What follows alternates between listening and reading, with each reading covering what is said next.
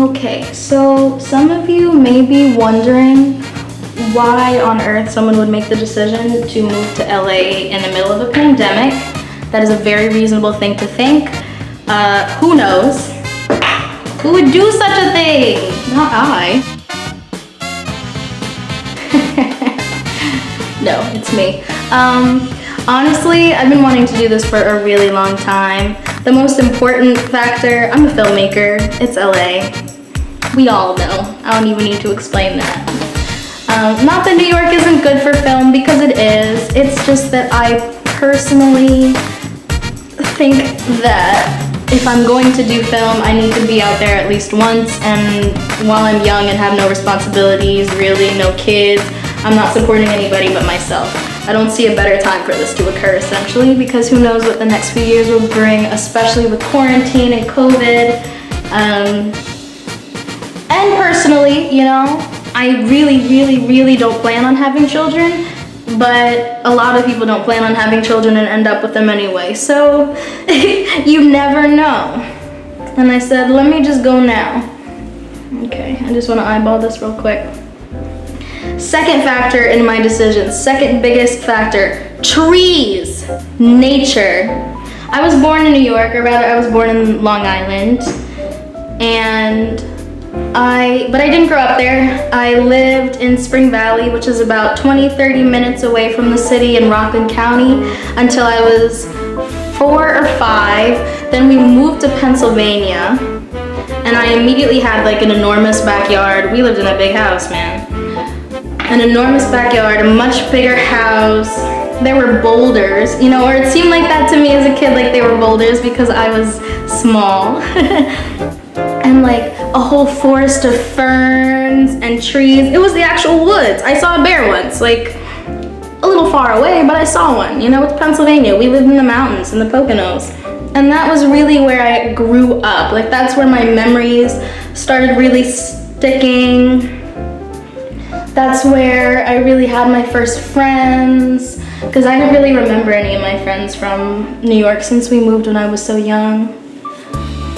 And that was my childhood. And then after we moved to Pennsylvania, I moved to North Carolina. Again, big house, big backyard, not a forest, because I didn't live in the mountains in North Carolina. I didn't live in the Appalachian. But there were these big rolling hills, the houses were spaced far apart, there was a golf course in the neighborhood where I lived. I'm just trying to give you a sense of the scale of things, the space. And so imagine the shock to me moving to New York. And I've been here many times, a lot of my family still lives here, all my family's from here, both sides, all sides of my family. I have 3 families. I will explain that potentially at some point if I feel like it. All my families are from New York. So it's not like I don't have a connection to this place either, you feel? But I'm not a city person. I didn't grow up in a city. I didn't grow up in a metropolis. I didn't know what that was like. I get here, I'm paying for a really small, you know, kind of terrible apartment. For what? For no trees.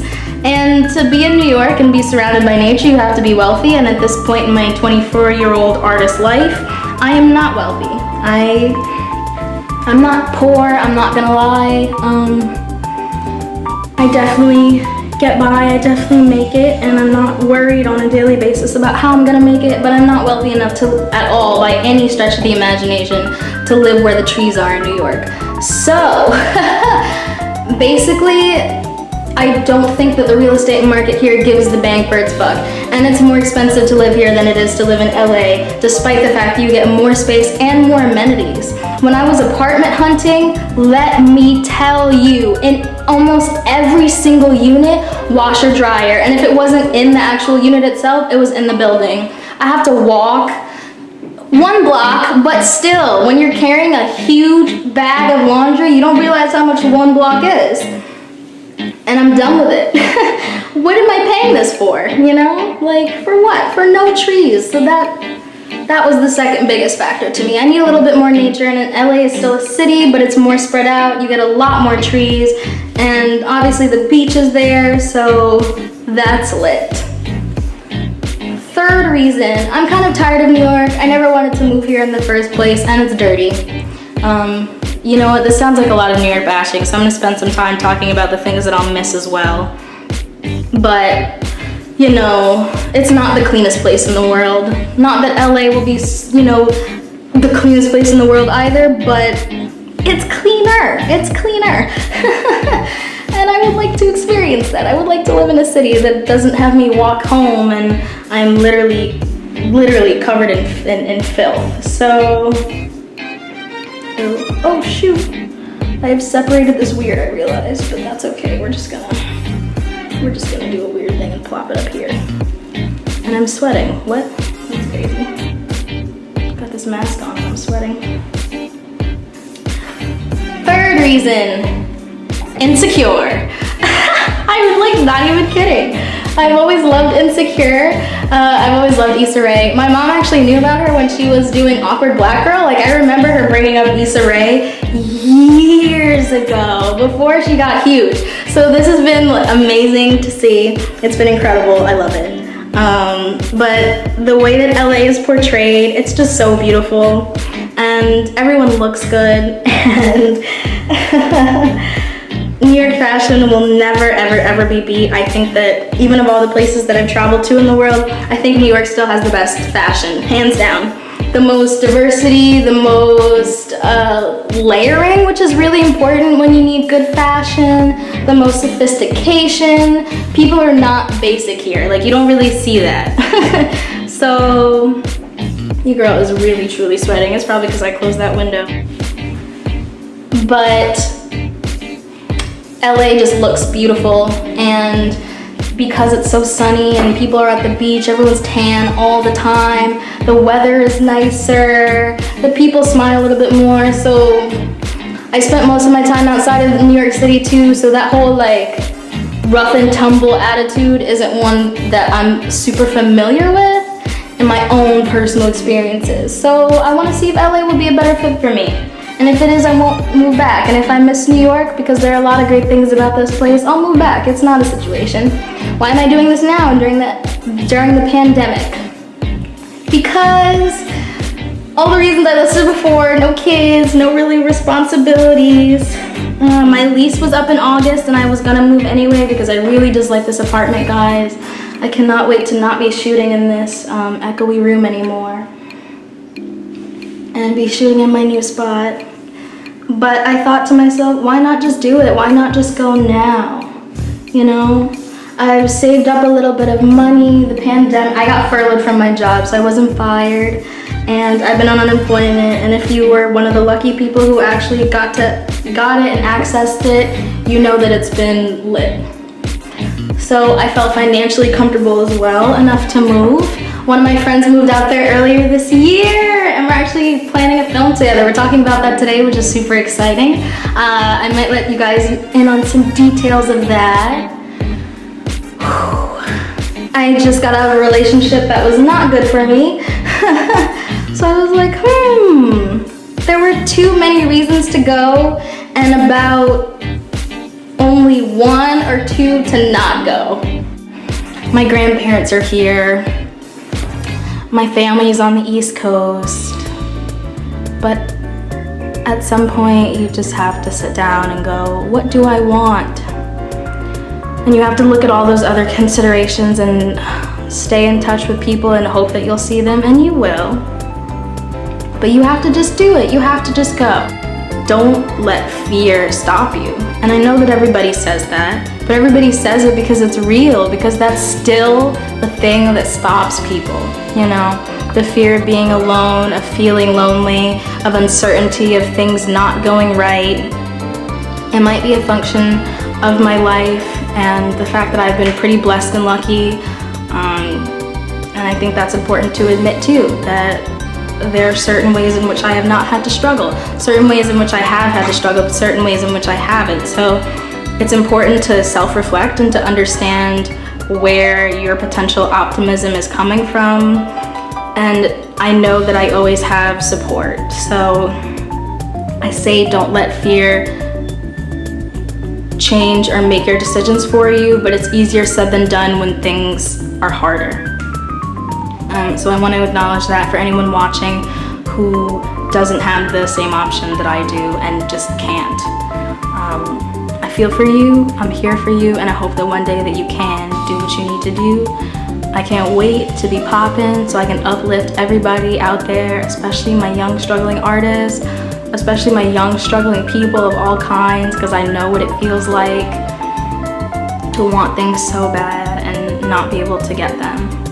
You know, I definitely have advantages, but there are certain things that are a little bit out of my reach because of finances, because camera equipment is so expensive and miking and all that stuff. And I actually saved up to buy a really nice camera, and someone close to me broke it. And that was an enormous setback. I still have this camera, but it was like my baby. And that's a setback, and I can't just easily replace it. If I had more money, I would be able to easily replace it. So it's stuff like that. There are certain setbacks that affect people more. So when I say don't let decisions be influenced by fear, understand that I'm talking about situations where your own personal life is not super at stake, you know, where there's still room for mistakes. I feel like if I make a mistake out there, it's not gonna be the end of it for me. I hope it's not the end for anybody, but I just wanted to acknowledge that. I think it's important to acknowledge your privileges and be honest about where you're coming from, and don't sell people a lie. That being said, do what's right for you. I'm not a religious person. I'm not an atheist either. I'm very spiritual. So I can't tell you that I know what happens after we die. There might be heaven, might be reincarnation, might be nothing, might be, there's so many different possibilities, and honestly, none of us can say for sure. We just can't, that's it. So knowing that, and knowing that I potentially only have this one life, not saying that I do, but potentially only have this one life, because we don't know where the world is gonna take us. We don't know what's gonna happen next week or next year, and you don't know what happens when you die. Like I said, I believe in really living life to the fullest, just because none of us have the answers. There's only one person or nobody or a universe that doesn't even care. So why not do what you need to do what you want to do? You know, this life might be the peak of our existence. I want it to be the peak of mine. That was a very long-winded way of saying that I'm moving to LA. Hi guys, good morning, very early morning. I don't know if I've mentioned it before, but I have insomnia, and I decided to take advantage of it. I was up super early anyway, so I decided to bike down to one of my favorite spots in New York to say goodbye, because I'm leaving next week, and I'm saying goodbye. So I just want to show you a little bit of that. I'm down a little further into Brooklyn. I live in Bushwick currently, and this is like down near the waterfront. It's pretty hot, so I came out early today, but I just want to show you. I've got the city behind me, and that's Manhattan, for those of you who don't know. So yeah, I will just go ahead and show you. Okay.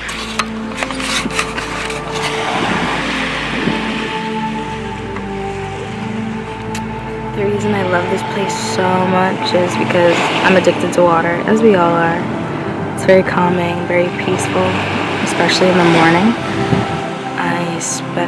I've spent a lot of time on beaches, and my favorite memory of all time, a memory that keeps me super grounded. Maybe I'll tell you guys about that someday.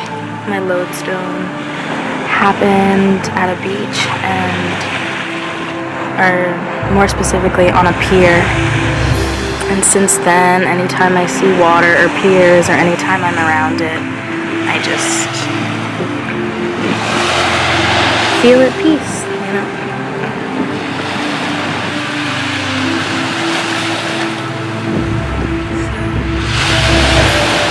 This is me saying goodbye.